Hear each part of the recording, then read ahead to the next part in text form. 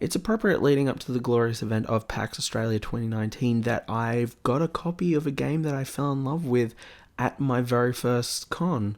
Yes, at PAX Australia 2016, my first PAX conference. I fell in love with Agent A. It's a fantastic Australian independent game. And it was one of my very first reviews ever back on my old channel, which I'm not going to show you because... oh, wow.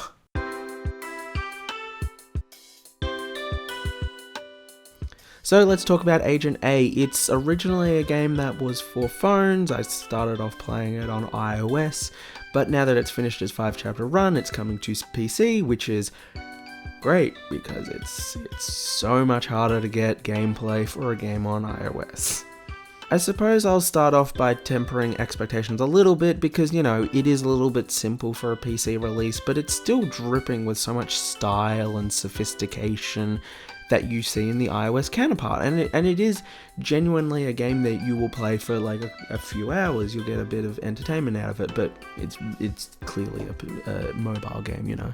The style of the game is just luxurious. There's this really simple, sketchy kind of style that permeates every part of this damn game. And it kind of fits with the story that they're telling. In fact, the story almost feels more like a product of the developer's desire to kind of craft something to this familiar spy aesthetic.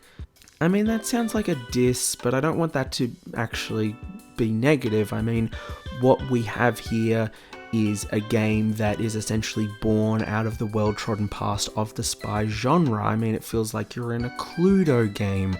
Your handler is some old dude smoking a pipe. The villain is a French femme fatale who likes toying with and killing special agents. And of course, as you go through this game, you find that it is utterly littered with all manners of secret codes, locks, mechanisms, passages, elevators, and the like.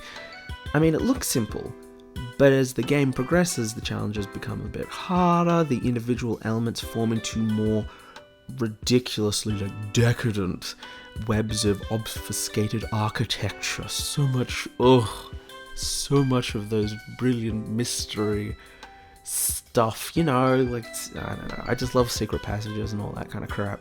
So this is all tied to the gameplay, which, I mean, is pretty straightforward mechanically. I mean, it's an inventory puzzle game. You find the keys, you put them in the locks, you open up the doors, etc, etc. I suppose if I had to find some kind of minor criticism to lay upon Agent A is that it can get a little bit ungainly at times.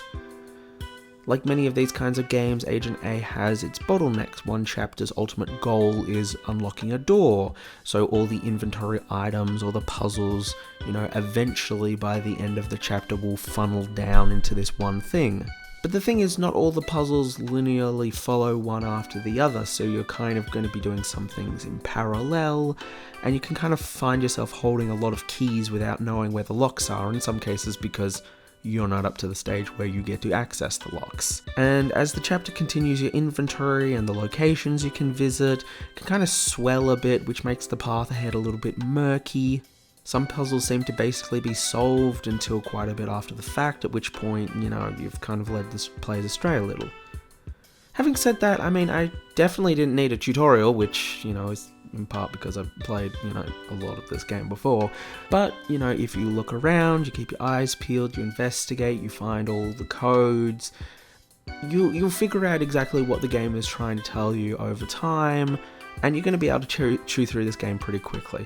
Granted, if you're the kind of person that likes, you know, nice, really long games, you know, you're one of those people who think like, oh, it's not worth it because it's not long enough, maybe this might not be your kind of thing. But if you like games that are kind of more short and sweet, favouring just having a nice, tight little narrative, I mean, this is a really fun little game, and as such, yeah, I very much recommend people trying this thing out. Anyway, that is all for the Agent A review. I hope you guys check this game out. I mean, like, it's an awesome Australian independent game. As I said, like, I've been following this game for a while, and it's very cool.